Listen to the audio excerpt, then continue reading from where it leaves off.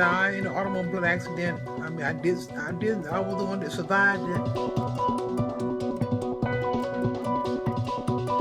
I am in my Confederate uniform. One would say, when you talk about the Confederacy, one would want to equate that with racism.